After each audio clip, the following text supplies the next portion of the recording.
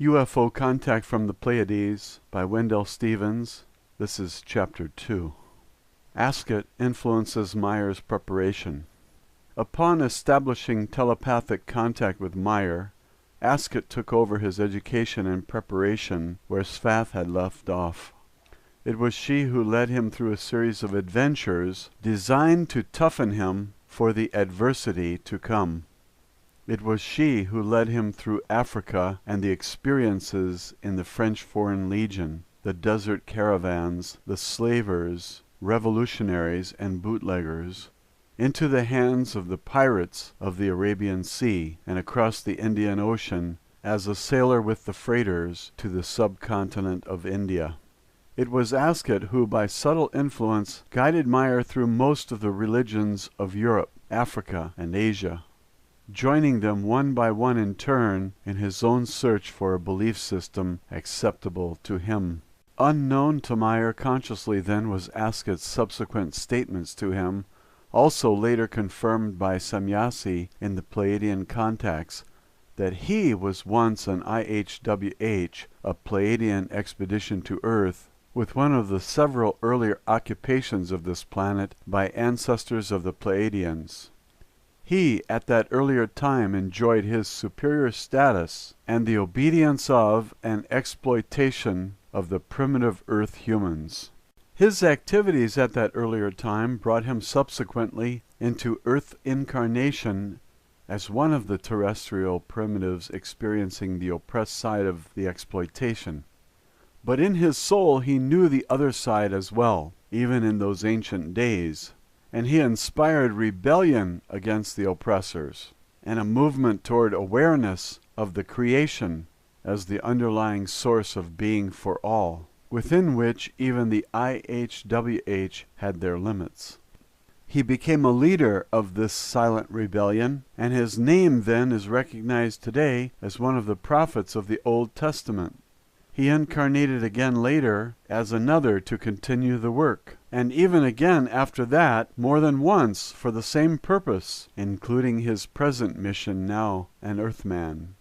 Wow. He was often guided in his activities over the centuries by those seeking to help the Pleiadians correct their mistakes, which in present time took the form of the Dal extra-dimensionals and Asket in person.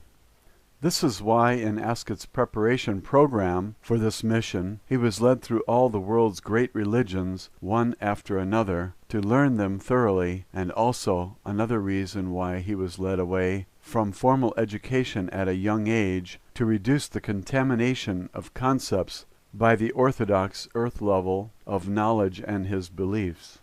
He was severely tested physically and mentally to toughen him for the trials of this mission. He actually experienced most of the principal earth religions today from the inside, all of which, according to his information, are descended from the less than benevolent Pleiadian extraterrestrials of the ancient past. This is one reason for Meier's harsh challenges to the fundamentalist beliefs, much of which we have edited out of our version of the Pleiadian contact notes, but which may be read in their original German language by those so interested. We are pretty sure that this information will not be well received because the entrenched orthodox beliefs are still here, though now being exploited by Earthmen for their own gain. Knowing this and revealing it has become a great danger to our contactee and many of those associated with him. Because of these and previous contacts with the Dal extra-dimensionals and his awakened awareness, Edward Meier was not entirely surprised when the contacts with Semyasi and her team reformed IHWHs began, although it came earlier than expected. This is also another reason, and the real one, why these contacts could not be expanded to include just any other Earth humans or be transferred to somebody else. There are, however, others like Edward Meier who are here doing similar things for similar reasons, but their missions are equally impossible to transfer to another. Edward Meier has been given adequate proof of the validity of all these things, but he is not permitted to use it to persuade any other human being against his own will. Meier's primary instrument of validity is the collection of certain photographs of the extraterrestrial spacecraft which will never be duplicated. We may add here that there are photographs which have also been prepared as an escape if and when that should become necessary. We are not permitted to point them out, as it violates the freedom of choice rule within the free will aspects of each individual. It is for this same reason that all positive and indisputable proof has been withheld by the extraterrestrials themselves, and when anything that might become provable came into the hands of Meier, it was taken by the Pleiadians. Thus you are all entirely free to choose without the coercive influence of positive evidence. That was also the reason behind our instructions from the Pleiadians not to try to rebut any kinds of charges made against the case by antagonists. They are entitled to their preferred judgments in their own free will. This may not be for them, and that's okay. Meier also has freedom of choice in how he treats this whole thing. He is not bound in any way, and may get out at any time by an act of will. But they warn if he does, it is forever, a step that he hesitates to take, because so much of his past is bound up in this. They would not let him back in? When as a child Meier watched the high traveling stars zigzag and stop in the sky and turn colors, he knew what they were, but he didn't know consciously. I desperately want to know the strange objects, the high-flying spaceships from somewhere, but this remained a riddle. From where did I know them? It was becoming evident that I really had seen these objects already many times before, somewhere on a huge aerodrome, where hundreds of such machines of many different types, forms, and sizes were standing. But I just couldn't remember where this had been. And what are the connections? He wrote in his first notes. Have I perhaps been located in an earlier life on another planet? And have I lived a special life there? Have I seen these ships there and brought the memory into my present life? Has something remained in my spirit as memory, which I have called up in my present existence? Do I feel very strongly that I am a stranger in this world called Earth? I am a stranger here, although I know the good earth well, for many times I pass landscapes or scenes where I suddenly know what lies over the hill, what the scene looks like, and what age-old ruins exist there. I often can tell with certainty what the land behind the next mountain looks like, or how the shore of the sea runs, without having ever been there in this lifetime. With many people this recognition also occurs, and I know them and their most secret thoughts, without ever having seen them before in this life. I have also learned to see into the future, and to recognize the danger of describing matters seen there, which then later come to pass. So I have learned to keep silent about this, like I keep many other matters. I call myself a creature of the creation, a creation of the creation, as this represents as well every other form of life. I do also recognize myself as a wanderer through space and time, and true to word. I am a wanderer through world, space, time, and also lifetimes. This I know with a secure feeling. I know that I am like that, everywhere only a stranger, as is a traveler, which after the performance of a certain mission moves on and does his duty in the next place. In this neither space nor time nor the concerned world and a particular life dominate, because I travel through them as a missionary, and only to complete the mission is of importance to me and of great meaning. After 2 years of simple observations, on my 7th birthday on the 3rd of February 1944, I suddenly heard a soft voice sounding inside my consciousness, ordering me to learn very intently and to collect the knowledge to be transmitted in this fashion. I did not completely trust this inner voice, fearing it the voice of delusion, but it always tried to calm me. I went to the priest who listened to my whole story when I told him all. That wise man smiled and revealed that I need not fear, because he was well informed on all these matters. Then he educated me thoroughly in certain matters, for this was to demand that I keep strict silence because these things were not recognized as a part of his profession, for he himself still had a mission to work here as a priest, to slowly inform the people of the truth of their religion, which was a difficult undertaking, because the people in my native village were especially God-fearing and superstitious. Priest Zimmerman explained to me that this voice was a communications means that could be used over unlimited distances and knew no obstacles. The explanations of Priest Zimmerman really helped me, although he delivered a blow when he said that my life was going to be very hard, rich in privation, and full of needs, which has come true up to now. With his explanations, I conquered my worries and troubled myself to expand the at first one-sided contacts. I put questions and began to receive answers, and so recognized Priest Zimmerman having been correct in his observations. These telepathic contacts were with a creature who now called himself Svath, who initiated me into vast knowledge.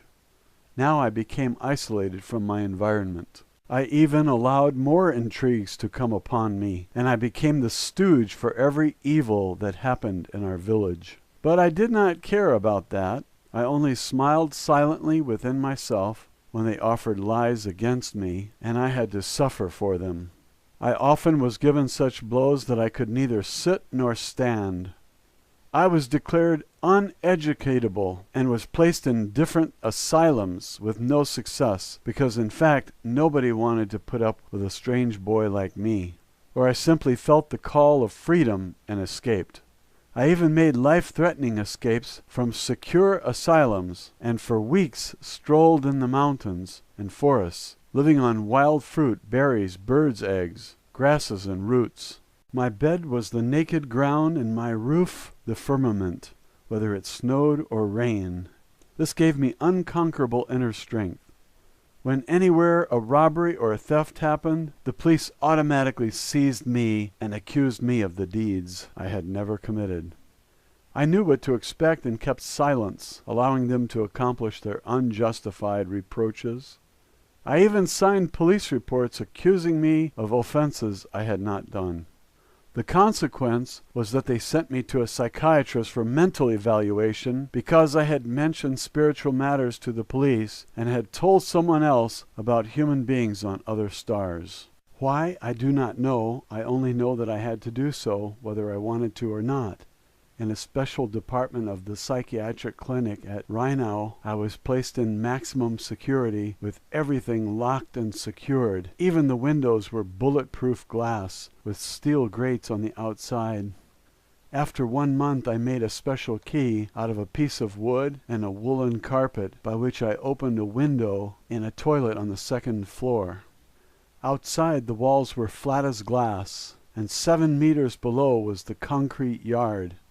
I simply could stay no longer, and I jumped into the depths, severely injuring my right foot, which I was sure I had now broken. Though in pain, which nearly drove me crazy, I pulled myself over the yard and then climbed over a high fence, crossed a big field, and hid in a forest 2 kilometers away. There I heard the search groups and the barking dogs. I hurried through the forest and suddenly fell down a slope. Ahead of me I heard water gurgling and crept toward it. The Rhine River. I jumped into the water and swam down the frigid river, because who would look for me in water at 2300, which is 11 p.m., at night in the cold of November? I swam several kilometers downstream and then with great difficulty climbed out on land. I nourished myself on wild plants and limped for days toward the French border, always through fields and forests to avoid capture. In France, I reported myself into the Foreign Legion and also got help and medical treatment for my foot, which was swelled and dark blue. It was badly sprained, and I had contusions and fissures in the bones. So I finally landed in Algeria, and I learned a new discipline and many other things. After some time I tired of this and decided to leave. Secretly I counseled with others, and also with an old lieutenant of the Legion, who as a point of interest was well-mannered and kind to me. He wanted to dissuade me from this plan, and said that the escape could only succeed for extraordinarily tough legionnaires, and this meant a grown man. And among the legionnaires themselves the talk was that anyone escaping who succeeded in flight would be a hero, and that alone would take a real man, because such a person would literally go through 7 hells. At first I let myself be frightened by that, and told everyone that such circumstances would keep me from trying to escape. But then I prepared myself secretly for it, and one night disappeared. More than 2.5 months I was on the way, often nearer death than life, and not only experienced 7 hells, but many more besides. However, I was free of the legion. Altogether, I spent 4.5 years in prisons and asylums before I disappeared for 12 years into foreign countries. The time in prisons and asylums was not useless, I must confess, because I learned more of spiritual matters during this time than I ever would have in my homeland with complete freedom. So I see that nothing was in vain, for I only gathered experiences for myself. And now the new voice which had taken over after Svath said that she could be called Asket and would be my new companion. Through her over the years I learned many things and gained phenomenal knowledge. And by her I was guided for the first time out into the world, the distant world, which I later would travel for many long years to explore many matters and to inquire into many things. But there should first pass some years until the time would come for this. Until 1956 I was educated by Asket, especially in spiritual lessons. This was completely apart from the religions known to me, in which I had involved myself over the years, even to secretly visiting special schools to become a priest. In this respect, Asket ordered me to dedicate myself, besides the Christian religions, to all the other different religions as well, and to explore them for the sake of study. So I first joined the different sects, one after another, changed from Protestantism to Catholicism, became a Buddhist, a Hindu, Jew, Muslim, etc., which took very many years and found its end in June 1969. Until this time, besides the study of religions, to which I often belonged in order to explore them to their deepest depths, and the uninterrupted lessons, there were many other matters. I of course had to care for my livelihood, and had thus to work according to the opportunities available. In the 12 long years of traveling, I exercised many different professions, including medicine man, veterinarian, street planner, smuggler, an honorable profession in West Pakistan, where goods are carried through the Himalayas from Russia to China, as ship's painter, blasting leader, teacher of the German language, and a state assignment when on the 3rd of August 1965 in Iskenderi, Turkey, I was involved in a bus accident in which I lost my left arm. On the 25th of December 1965, I met my wife in Greece, to whom I became engaged on the 25th of January 1966. Then, not accepted by her parents, for which we eloped on the 25th of February 1966 and married on the 25th of March 1966 in Corinthos after many troubles with the police and searching actions and threats by her family, etc. My personal acquaintance with Asket had begun 10 years earlier on 3rd of February 1956. Many things have happened since that date, possibly because this day is my birthday, and things have often been transmitted to me then. Do you know who else was born on February 3rd? I'm not going to tell you. And things have often been transmitted to me then, especially with Svath. So it was in the early morning hours of that date, the 3rd of February 1965, around 2 o'clock in the morning, when I was in my homeland in Switzerland, near Hinwil, when I was asked by Asket's voice to proceed to a certain location where then I would be sent for. Many questions occupied me as I proceeded, and I suddenly found myself at the place designated before I was conscious of my progress. All had gone very quickly, as almost before I arrived. A bright light shot down from the sky and touched down near me. Following a gentle urge, I went toward it. and was carried through an opening, like with the pear-like ship of Svath. Then the opening closed itself, and very astonishing events began to take place. All this dialogue was written down with the help of Asket. She was able, with the help of some apparatus, to repeat long-ago conversations, word for word, quite accurately. Thus, in recording these reports, I am able to repeat correctly every word and sentence spoken. The marvelous equipment used by Asket is able to not only recover every word, but also thought impulses behind those words as well.